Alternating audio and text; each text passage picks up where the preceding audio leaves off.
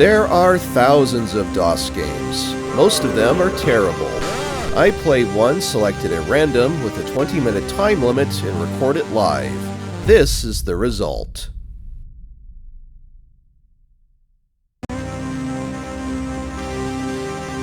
Hello everyone, welcome back to another episode of the Random DOS Game Show.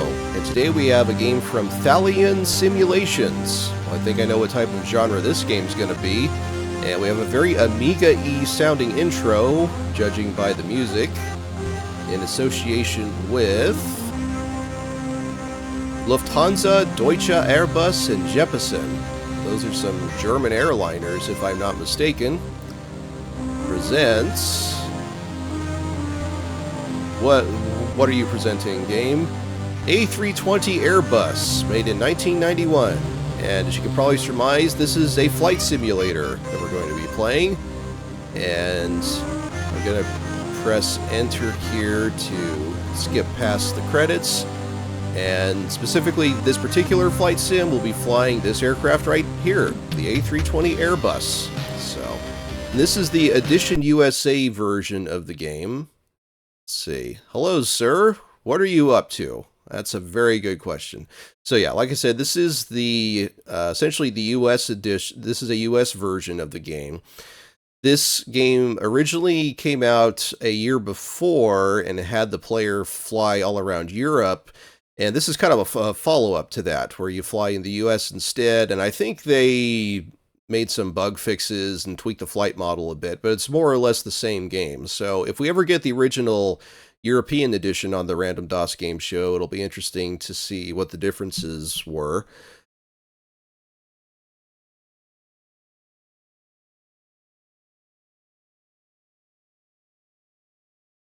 Sign in, please. Okay. Whoa. There we go. Bmans LN. Okay, check your logbook now. Will do. And here's the logbook. And there is 0 progress. Like I said, I only played this very briefly and I didn't save my progress or anything. Qualify for next rank. Sure. Why not? Sorry, 10 flights in rank needed. Oh, well, why'd you ask then? When if I'm brand new, fly a duty mission, complete the flight plan. All right, fine, if I have to. So, yeah, this is one of those games, though, where consulting the manual is practically a requirement, because you're going to be completely lost otherwise. And it starts right from the get-go with the flight plan, because you have to enter in like your destination, at least. It seems like it randomizes the takeoff location. I had a different airport the last time that I fired this up. But yeah, there's all sorts of different abbreviations that stand for each airport, and if you don't know them, then you ain't flying anywhere. So fortunately, I wrote a few down though. So let's just have us fly to KLAX, and that stands for Los Angeles International Airport. And this indicates the time that we'll be taking off from. So let's say 9 o'clock in the morning. And we have to fill out the cargo, or what we'll be carrying at least.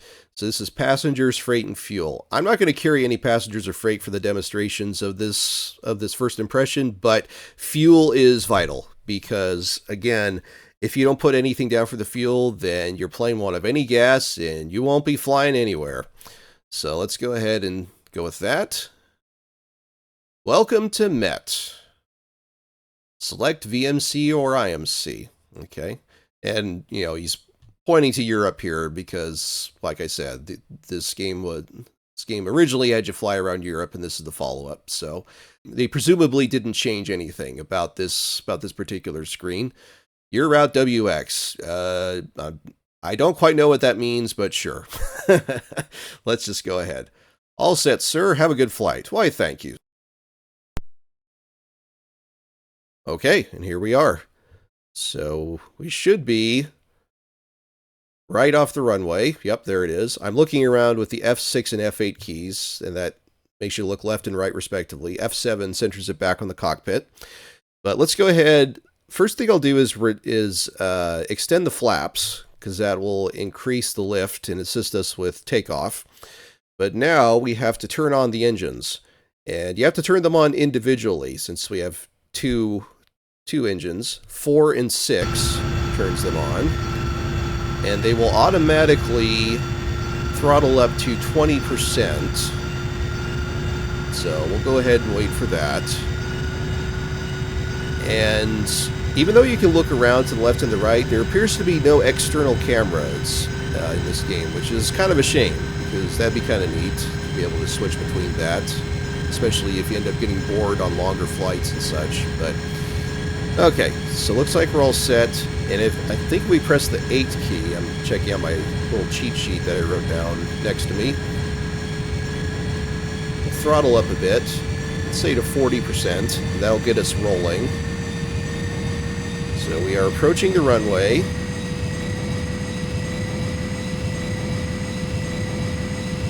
Let's start turning a little bit. We'll throttle back down a bit too, so we don't start moving too quickly. Let's go ahead and try to get lined up here. I am steering with the mouse, by the way. There are joystick controls, and I believe you can control with the keyboard as well, but I actually found that the mouse works surprisingly well. So, alright, now that we're situated, I went ahead and held down the space bar, and that applies the brake, so we stop moving. And now that everything appears to be in order, let's let her rip. Full throttle. 100%. We should start schmoving in short order.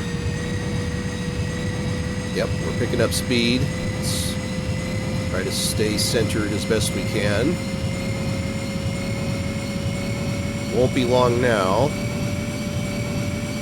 I believe that number is the airspeed between the IAS and TAS indications on the cockpit instrument display. Let's go ahead. I think we can get off the ground now. Come on. Woo, I cut that a little close. Alright, so let's press F9 to raise the landing gear and F1 to retract the flaps. The landing gear in particular is important. I don't know if the game models this or not, but I know in real life that if you don't retract the landing gear and you go too fast, you end up risking snapping it off. So you definitely don't want that. But now that we're airborne, we don't need to go at full speed anymore. Because I think this game does model like overtaxing the engines and such. Like the first time that I tried this, I just stayed at 100% throttle, and within just like a couple minutes, I started getting this insistent beeping in the cockpit that didn't stop until I throttled back. So this game does seem to model like overtaxing the engines if you're being too reckless with your flying and such. So now I have no idea where we took off from, because I don't know what the abbreviation stands for, but it's obviously on the coast somewhere, if this is any indication. We appear to be next to the ocean. I'm just banking right now so we can get back to the landmass, since I assume we're not going to be crossing the ocean for the purposes of this flight. But yeah, now that I'm up in the air though, this is kind of where my plan stopped. And that's because this is such an in-depth flight sim that was, I'm sure, aiming for trying to be realistic as possible and such. There are functions like autopilot and such that you can use, but you have to like manually enter in like the precise coordinates first, and I just couldn't be bothered, particularly for the purposes of a first impression playthrough like this. I just wanted to see if I could get in the air, and that was kind of good enough for me. So, and partly too because I don't want this to drag on for too long, because I have the impression that this is one of those games that had a pretty niche appeal to begin with, even back in the day, and nowadays it has even less of an appeal. Oh, and there's that beeping again. Okay, so maybe it's not tied to overtaxing the engines. Okay. Does it mean I'm off course, maybe? I have no idea. it should probably come as no surprise to the viewers that I'm not exactly a pilot. I don't have a pilot's license or anything like that. I do like these. I do tend to like old school DOS flight sim games, though. I do have kind of a soft spot for them. But having said that, I do tend to prefer the more combat-oriented flight sims. You know, games like Chuck Yeager's Air Combat, Red Baron, Aces Over Europe, and that applies for space games too. Star Wars, X-Wing, TIE Fighter, Wing Commander, and whatnot. So even by my standards, this seems pretty dry, pretty dull. The rather minimalist presentation doesn't exactly help that either. I would say that the visuals are maybe on par with, say, Microsoft Flight Simulator 3.0, maybe even less than that. So, boy, this beeping is getting pretty annoying, not gonna lie. So, one thing that I like to do after seeing if I can take off is seeing what the crashing is like.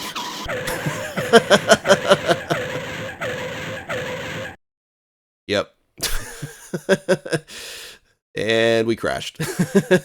Maybe that's why the game was beeping at us. Maybe our altitude was too low or something, but I just decided to put myself and the viewer out of our collective misery there and stop the beeping by any means necessary. So yeah, that's A320 Airbus. And yeah, I think it just takes us right back. I think it just takes us right back to the menu. And I believe if you press escape at any point in time, it does the same thing. Sorry, you aborted your flight prep. Yeah. Oh, jeez. Okay, I'm back. Sorry about that. The game decided to kick me out completely when I hit escape that time around. But yeah, that's A320 Airbus US edition.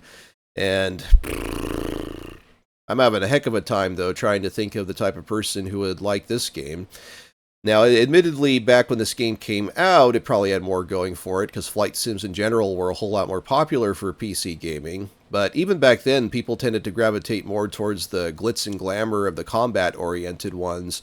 And I feel like games like this one in particular that tended to pride themselves on being quote-unquote realistic and quote-unquote authentic to the experience of flying any one particular plane like this haven't aged nearly as well as their contemporaries that played it more fast and loose with the flight model and had all sorts of realism and difficulty options and had all sorts of different aircraft to fly and were basically more accessible for people of varying skill levels to enjoy the thrill of simulated flight from the comfort of their own home. So I suppose there might be a few individuals still who might be curious about giving this a proper go. But you're going to have to really commit, I feel. You're going to have to take a deep dive into the manual and learn all of the controls and all of the abbreviations and how to map out your flight path and everything like that. Because if you don't, your experience is going to end up a lot like this one. So, yeah, this is very much a product of its time, and I'm afraid the march of technology and whatnot has left this far, far behind. But if you fancy yourself a hotshot pilot, then stick around. We've only covered a few flight sims so far here on the Random DOS Game Show, and there are plenty more in the DOS Gaming library. And you have my assurances that many of them are far more entertaining and exciting than this one. And if you like what you see here, consider subscribing. But I'm calling it here. Time to spread my wings and search for a more engaging game. And until next time, take care, everyone.